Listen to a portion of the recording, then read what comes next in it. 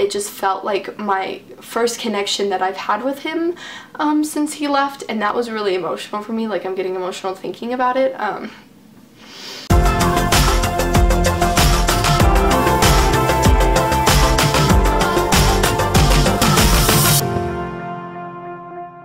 Hey everyone, welcome back to my channel. Today I'm going to be doing a update video on what's been going on in my life and in my boyfriend's life. For those of you that don't know what I'm talking about, if you're reading the title of this video and you're confused, then go click the link down in my description box, watch my boyfriend goes to boot camp vlog, and then you'll be caught up. If you don't want to do that, I guess that's fine.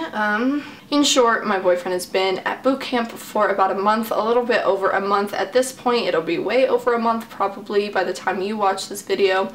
I'm gonna try to get it up as soon as possible. I decided to kind of film a few videos on this process of boot camp because I know that there's tons of young men and women that decide to join the military every day in this country, and if they follow through with it, then every one of them has to go through this lovely process called boot camp, and that's something that's really hard for them, obviously, and that's something that's also hard for the friends and family. Making this video series, I guess, is really therapeutic for me to get out all my feelings, and it's also hopefully helpful to people that, you know, are going through the same thing or will be going through the same thing, and just like need to talk about it or need to hear from someone else. It's not like weird to be feeling the things they're feeling, I guess. Let's get into this last month, shall we?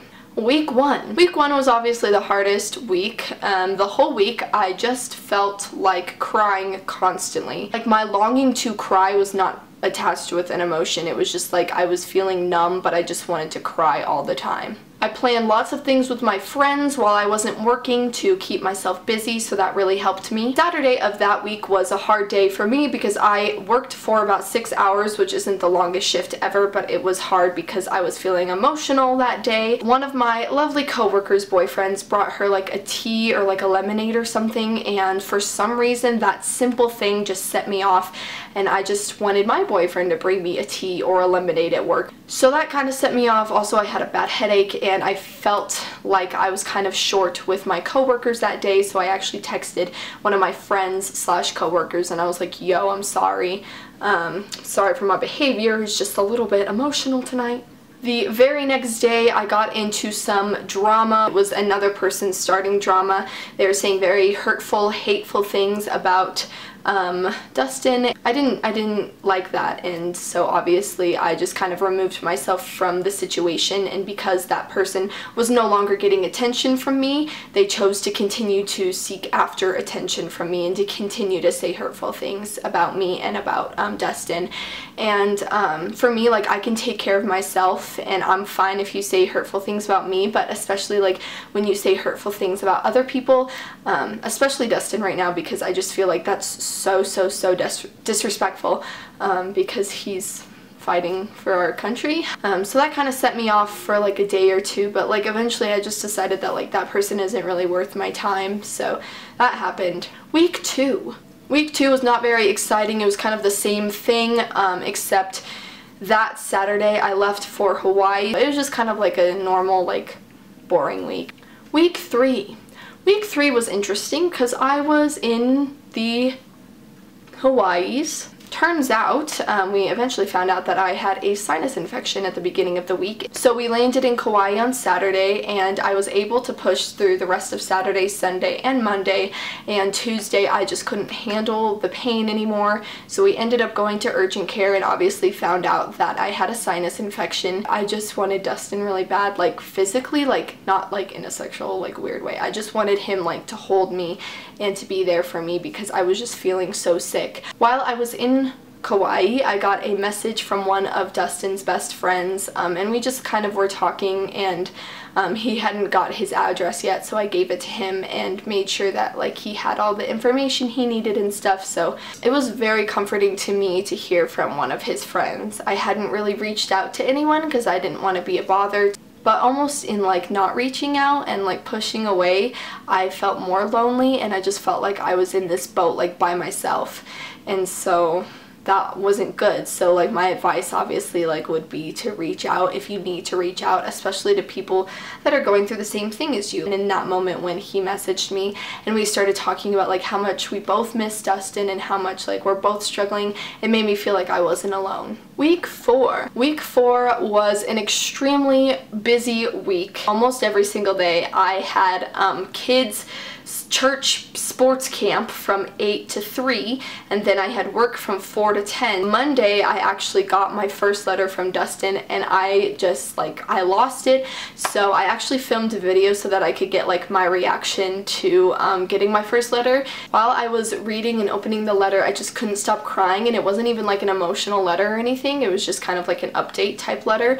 I was just so like overwhelmed, like seeing his handwriting and like knowing that like he had written me this physical letter and like he wrote it out and he like had touched it and sent it. I don't know, like something about like that, it just felt like my first connection that I've had with him since he left, and that was really emotional for me. Like I'm getting emotional thinking about it. So I had posted the fact that like, oh, I finally got a letter. I posted that on Snapchat, and his little brother reached out to me and said like, oh, we got some letters too, and Dustin told me to like share them with you. So he sent me like pictures of like these letters, and he had sent his family like 2 letters, and then he sent me 1 letter to his family's house because like he wanted to write me a letter but like didn't have my address yet because he hadn't got my letters, if that makes sense. So on Wednesday of week 4 was actually his little brother's birthday, and I felt really bad that like he wasn't there to celebrate with him, and like I just didn't want his little brother to feel lonely, and so I actually went over there and I brought him ice cream. I originally just went over to their house to get my letter that Dustin had sent to them and to drop off birthday ice cream to his little brother, but I ended up staying for like 3 hours, and I just was like, we just like talked for like 3 hours. Like again, it was another one of those experiences where I was like, oh my gosh, I'm not alone in this. Week 5 I was at Christ in Youth summer camp in Durango, Colorado. DIY was very hard for me this year. It felt very bewildering to me to be amongst the same people that I have been amongst the past, 3 years and be at the same camp, but to just be in such a different place than I have been in past years. I think it was Wednesday night. I had a panic attack. It felt like someone was like sitting on my chest. Like it wasn't like painful, but it was just like suffocating. I don't know how to explain it. Eventually I started like hyperventilating a little bit. I just really don't want sympathy, and like I'm not trying to make it like this like big dramatic thing. Because it really wasn't that big of a deal. I just left the room when I started like kind of having breathing problems, and I called my mom.